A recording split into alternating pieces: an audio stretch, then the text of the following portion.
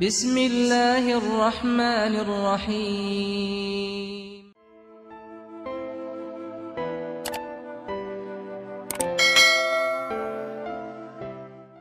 Assalamualaikum warahmatullahi wabarakatuh.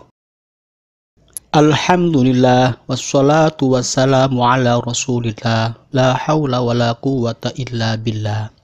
Amma ba'du. Allahumma shalli ala sayyidina Muhammad wa ala ali sayyidina Muhammad.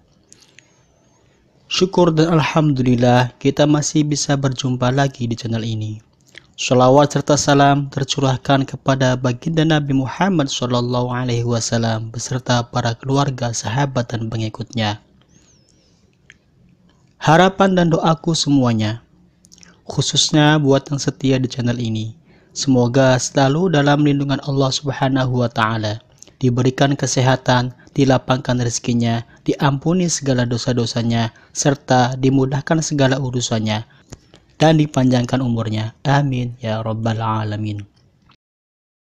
Al-Quran merupakan pedoman umat Islam untuk menjalani kehidupannya. Di dalamnya terdapat berbagai perintah, ajaran, hingga penjelasan tentang alam semesta. Salah satu yang disebutkan dalam Al-Quran adalah beragam hewan yang hidup di bumi. Hewan-hewan ini memiliki keistimewaan tersendiri dalam kisah-kisahnya. Keistimewaan ini juga bahkan sudah terbukti secara ilmiah. Hadirnya hewan-hewan ini menjadi pengingat manusia bahwa ada makhluk lain yang hidup berdampingan di bumi. Mengenali hewan-hewan yang disebutkan dalam Al-Quran merupakan salah satu cara mengimani kebesaran Allah. Berikut hewan-hewan yang disebutkan dalam Al-Quran dan keistimewaannya. 1. Unta. Unta disebutkan dalam surat Al-Ghasyiyah ayat 17 yang berbunyi, Afala yanzuruna ilal ibili kaifa khuliqat, yang artinya, maka apakah mereka tidak memperhatikan unta bagaimana dia diciptakan? Dalam ayat ini jelas bahwa Allah mengajak manusia untuk berpikir dan merenung melalui keberadaan hewan unta. Dalam surat Al-Ghasyiyah ayat 17, Allah juga mengajak umat manusia untuk mencontoh sifat khusus yang dimiliki hewan unta. Keistimewaan unta adalah ia mampu bertahan hidup di tengah padang pasir yang gersang dan minim air. Ia juga memiliki mata dengan kelopak besar dan bulu mata tebal yang melindungi mata dari debu gurun pasir. Allah juga menciptakan penutup telinga dan hidung unta dari gangguan debu gurun pasir. Kemudian, telapak kakinya dirancang dengan bentuk yang lebih untuk memudahkannya berjalan di hamparan gurun pasir tanpa terperosok. Kaki unta juga diciptakan untuk tahan panas sehingga mampu berjalan di panas teriknya matahari gurun. Unta juga dikenal sebagai hewan penurut yang dapat melayani dan menuruti setiap perintah pemiliknya dengan patuh. Rasulullah pun menjelaskan lebih lanjut melalui sebuah hadis dalam riwayat Al-Hakim. Rasulullah bersabda, sesungguhnya orang mukmin itu seperti unta yang ditusuk hidung. Kemanapun unta dituntun, ia patuh. Dalam hadis lain, Rasulullah juga bersabda, kepada Tuhanmu, jadilah engkau seperti unta yang ditusuk hidung. 2. Kuda. Kuda disebutkan secara khusus dalam surah Al-Adiyat. Surah ini berarti kuda perang yang berlari kencang. Surah Al-Adiyat artinya diawali dengan sumpah Allah Subhanahu wa Ta'ala atas kuda perang yang berlari kencang terengah-engah, hingga memercikan api saat kakinya bergesekan dengan batu. Kuda melakukan ini karena kehendak tuannya. Ini diumpamakan sebagai pengingat manusia agar tidak ingkar kepada nikmat-nikmat yang telah diberikan oleh Allah Subhanahu wa Ta'ala selama di dunia. Kuda juga disebutkan dalam surah An-Nahl ayat 8 yang berbunyi, wal khayla wal bighala wal hamira litarkabuha wa zinatan wa yakhluqu ma la ta'lamun. Dan dia telah menciptakan kuda, bagal, dan keledai agar kamu menungganginya dan menjadikannya perhiasan, dan Allah menciptakan apa yang kamu tidak mengetahuinya. Dalam ayat ini dijelaskan bahwa kuda diciptakan sebagai tunggangan dan perhiasan atau harta. Kuda memang dikenal hewan yang gesit dan kuat. Ia kerap dijadikan tunggangan dan alat transportasi manusia. Hampir seluruh bangsa di dunia ini menjadikan kuda sebagai kendaraan perang mereka. Allah Ta'ala telah merancang tubuh kuda dengan kokoh dan berimbang untuk menopang ketika dia berlari cepat agar tidak mudah terjerembab. 3. Lebah.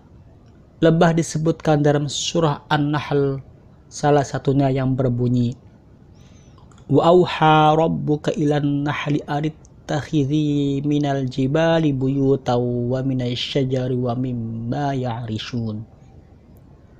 Dan Tuhan mengilhamkan kepada lebah, buatlah sarang di bukit-bukit, di pohon-pohon kayu, dan di tempat-tempat yang dibikin manusia. An-Nahl sendiri berarti lebah. Dalam surat ini, Allah mewahyukan kepada lebah untuk membuat sarang-sarang di perbukitan, pepohonan, dan bangunan-bangunan yang dibuat manusia, dan lebah menaatinya. Keistimewaan lebah adalah ia merupakan hewan yang menghasilkan madu. Madu berasal dari macam-macam sari bunga, dan dia menjadi obat bagi bermacam-macam penyakit manusia. Lebah sering dijadikan pengibaratan orang soleh, di mana ia mengambil yang baik-baik dan mengeluarkan yang baik-baik pula. 4. Semut. Semut terabadikan dalam surah An-Naml, yang juga berarti semut. Dinamai dengan An-Naml yang berarti semut, karena pada ayat 18 dan 19 terdapat perkataan An-Naml atau semut, di mana Raja Semut mengatakan kepada anak buahnya agar masuk sarangnya masing-masing, supaya jangan terlindas oleh Nabi Sulaiman dan tentaranya yang akan melewati tempat itu. Dalam Islam, semut merupakan hewan yang istimewa. Semut dikenal dengan cara hidupnya yang berkelompok dan saling bergotong royong. Satu semut memang dianggap rapuh, namun sekelompok semut dapat melawan kelompok lain. Semut mengajarkan manusia tentang untuk tidak meremehkan sesuatu yang kecil untuk menyelesaikan masalah besar. 5. Laba-laba. Laba-laba disebutkan dalam surah Al-Ankabut ayat 41 yang berbunyi, Mathalul ladzina takhudhu min dunillahi awliya'a kamathalil ankabut ittakhadh baita wa in awhanal buyuti la baitul ankabut law kanu ya'lamun.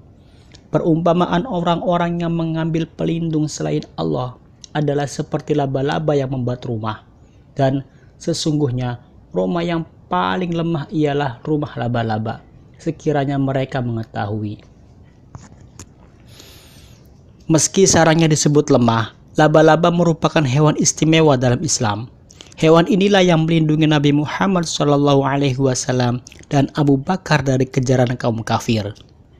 Pada saat itu, laba-laba membuat sarang di mulut gua tempat Rasulullah bersembunyi.